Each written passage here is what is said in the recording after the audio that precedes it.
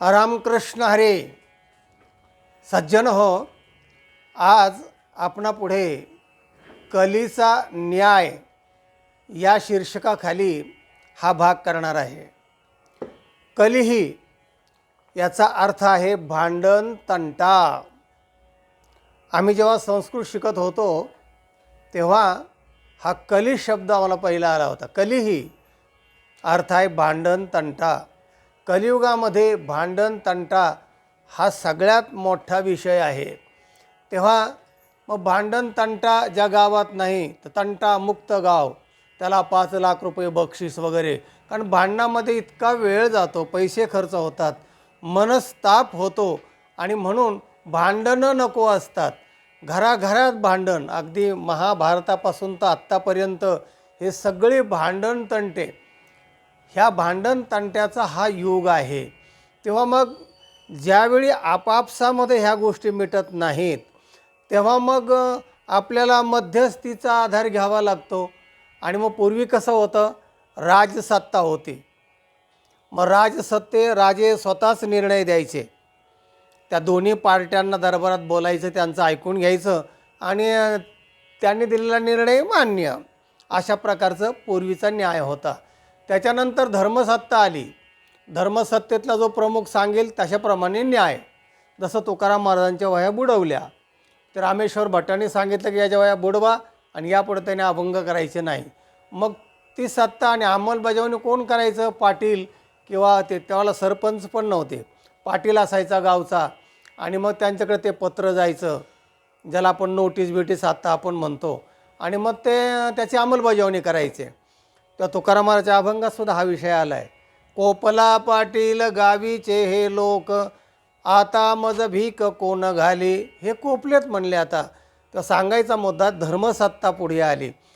आणि त्या धर्मसत्तेमुळे जसं ज्ञानेश्वर महाराजांना इथल्या आळंदीच्या पीठाने त्यांच्या विरोधात निकाल दिला आणि ते गायवाया करायला लागल्यानंतर ते म्हणले की जा पैठणला, ते मुख्य पीठ आहे, तिथून तुम्ही आणा सर्टिफिकेट. तर सांगायचा मुद्दा जसं सुप्रीम कोर्ट वगैरे, तसं त्यावेळेला तो न्याय असायचा. म्हणजे धर्मसत्ता असायची, तर ती विचार करून ते न्याय द्यायचे. त्याच्यानंतर मग आता आली ती लोकशाही, म्हणजे लोकसत्ता. आता लोक म्हणतील तशाप्रमाणे सत्ता. आता राजे कोण आहेत? आता राजे लोक आहेत. आणि हे जे आहेत आमदार, खासदार, मंत्री, राष्ट्रपती, राज्यपाल, हे सगळे हे कार्यकारी आहेत. म्हणजे जसं नोकर आपण ठेवतो तशा प्रकारचे यांना निवडून देणं, म्हणजे आपण सिलेक्शन करायचं आणि तो हा खासदार, हा आमदार, मग त्यांनी एकत्र येऊन मग हे सगळं राष्ट्राचा कारभार त्यांनी पाहायचा. चुकलं तर त्यांना ठराव आणून किंवा जनताचा उद्रेक होऊन त्यांना बाजूला करता येतं. जसं आत्ता बांगलामध्ये झालं आहे की ते हसीना बिशीना त्यांना उधळून लावलं, राजीनामा देऊन जावं लागलं आणि लोक बिर्याणी खायला लागले सगळं. म्हणजे जी लोकसत्ता जी आहे ना, ते कुठलंही सरकार उलथून पाडू शकतात. अशी जी सत्ता आहे ती आत्ता आहे, त्याला म्हणतात लोकशाहीची सत्ता. अशा प्रकारचे वेगवेगळे न्याय देत देत देत देत देत आत्ता आपण लोकशाहीमध्ये आहोत. आता लोकशाहीमध्ये कसं आहे की बस काही जर झालं तर मग पोलीस चौकी, मग पोलीस मग झालं पुढे न्यायालयापुढे उभा करतात. त्या न्यायालयामध्ये तारखा चालतात. आपल्याला नाही न्याय पटला तर दुसऱ्या न्यायालयात जाता येतं, तिसऱ्या न्यायालयात जाता येतं. आणि असे आता न्यायाची व्यवस्थासुद्धा इतकी संथ गतीने आहे की मेल्यावर बरेचसे न्याय लागतात. आणि काही न्याय तर इतके साचलेत की ते न्याय केव्हा लागतील का नाही तर ते रद्द करावे लागतील. म्हणजे इतके भांडण तंटे, इतक्या सगळ्या गोष्टी, या सगळ्या गोष्टी पाहिलं तर मन सुन्न होतं अगदी. तेव्हा पहिले हे 4 दंड होते, साम, दाम, दंड आणि भेद. साम म्हणजे सामोपचाराने मिटवायचे, म्हणजे ग्रामस्थाची सभा घेऊन ह्याच्यातून किंवा पंच बोलून असे ते मिटवायचे. नंतर दाम, त्याला काही पैसे देऊन किंवा तडजोड करून मिटवायचे. मग नाही झालं तर मग त्याला दंड ठोठायचा आणि निकाल द्यायचा. आणि नंतर भेद म्हणजे चौथा प्रकार जो होता तो युद्धच, म्हणजे मारामाऱ्या ठार करणं एकमेकांना, हा शेवटचा पर्याय म्हणून. जसं साम दाम हे सगळे पर्याय जेव्हा संपले, भगवान गोपाल कृष्णाने हे सगळे पर्याय संपल्यानंतर आणि मग युद्ध जाहीर झालं आणि महाभारत झालं. म्हणजे तडजोड स्वीकारली पाहिजे. आणि ती जर दुसऱ्या पक्षाने स्वीकारली नाही तर मग त्या पक्षाला दुसरा पर्याय राहत नाही आणि मग युद्ध होतं. आणि युद्ध कोणालाही चांगलं नसतं, परवडणारं नसतं. युद्ध सगळ्यात वाईट गोष्ट आहे, म्हणजे ठार करणं एकमेकांना. तर असं होऊ नये म्हणून ही लोकसत्ता जी आहे, लोकशाही आहे, ती जास्तीत जास्त चांगली. याच्यामध्ये उद्रेक होतात, काय काय होतं ती गोष्ट वेगळी. पण म्हणून अशा प्रकारचे न्याय, तर त्यातला एक कलीच्या पूर्वीचा एक न्याय दृष्टांत म्हणून आपला आज सांगतो आहे. एकदा एका शेतकऱ्याने दुसऱ्या एका सज्जन शेतकऱ्याला आपली जमीन करायला दिली, कसायला दिली, किंवा आपण अर्धलीने दिलो असं एक खेडेगावचा शब्द आहे, किंवा आत्ताचा शब्द माहितीतला करार पद्धतीने, किंवा तू हे कर, तुला एवढे पैसे मिळतील, मी जमिनीचा मालक म्हणून मला एवढं दे, करार करून त्याला दिली 5 वर्षासाठी, 10 वर्षासाठी. असे करार पद्धतीने जमीन त्याला करण्यासाठी दिली. आणि तो जो मालक होता, त्याने जमीन दिल्यानंतर जो करणारा होता, तर त्याने ते नांगर चालवायला लागला आणि त्या नांगरच्या फळाला एक धनाचा हंडा लागला. आणि तो धनाचा हंडा त्यांनी पाहिला. अरे बापरे म्हणला, हे धनाचा हंडा आहे.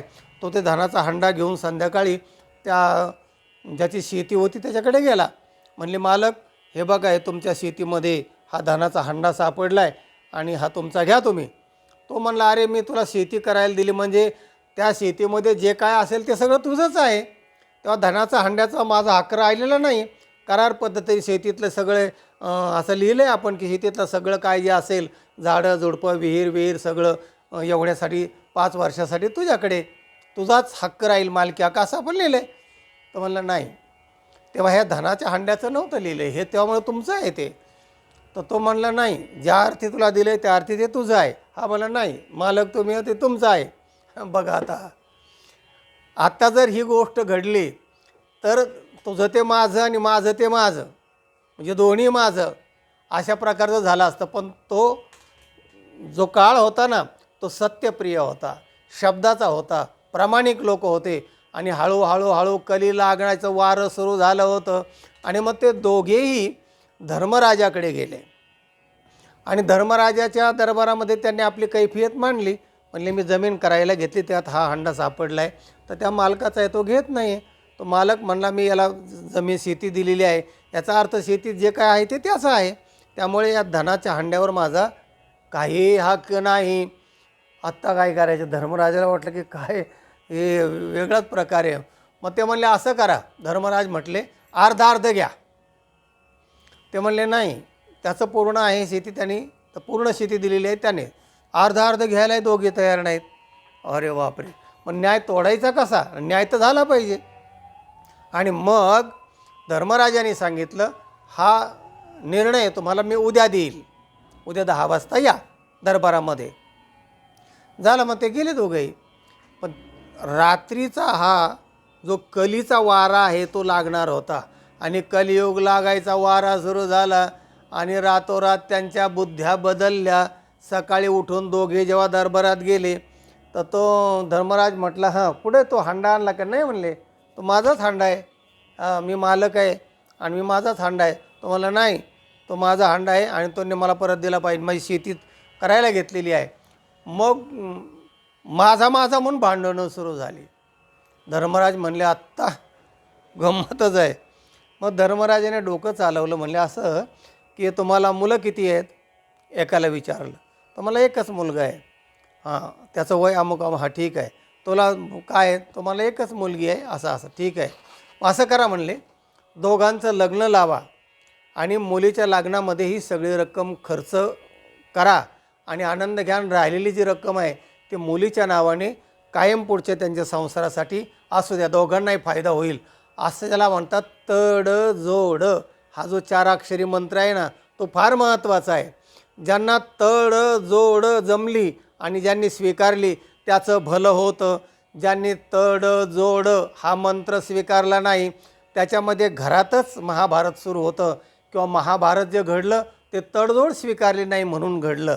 कारण त्यांनी दुर्योधनाने सांगितलं की सोयीच्या टोकावर बसणारी मातीसुद्धा मी देणार नाही. भगवान गोपालकृष्ण त्याला म्हणत होते, तू 5 गावं जरी दिलेस तरी चालेल, कारण पांडव हे अर्ध राज्याचे हक्कदार आहेत, मालक आहेत. तो म्हणला नाही, म्हणजे 5 गावं तरी दे. नाही, सोयीच्या टोकावर बसताना मातीसुद्धा देणार नाही. आणि मग टोकाची भाषा बोलल्यानंतर भगवान गोपालकृष्ण ताडकीने सभेतून उठले. सभात्याग करताना सांगितलं की 18 तारखेला आता कुरुक्षेत्रावर आपण भेटूया. युद्ध पुकारलं गेलं. आणि मग युद्धात काय झालं, चांगली चांगली लोक मेली. द्रोणाचार्य, भीष्माचार्य, आणखीन कृपाचार्य, काय सगळे आचार्य, सगळे चांगलेसुद्धा लोक मग त्याच्यात मरतात. आणि मग ते विषण्ण जे होतं युद्धाच्या नंतरची जी अवस्था, ते पांडवांचं बघा स्वर्गारोहण वाचून किती माणसाचा हृदय द्रवकच्या गोष्टी आहेत, की तेव्हा हे सगळं विचलित माणसं होतात आणि आपलं जीवन संपावं असं विषण्ण होतात अगदी. तेव्हा सांगायचा मुद्दा असा की शक्यतो तड जोड स्वीकारा. समोरच्या पार्टीने नाही ऐकलं तर मग शेवटचा पर्याय म्हणून वापरायचा का नाही वापरायचा हेही करा. नाहीतर सत्संगती करा, चांगला विचार ऐका. आणि आपल्याला दिले किती आयुष्य हो, तेवढ्यामध्ये आपलं संपवायचं आहे. तेव्हा अशा वाईट पद्धतीने संपण्यापेक्षा एक गाणं आठवलं ते म्हणून आपला हा व्हिडिओ समाप्त करूया.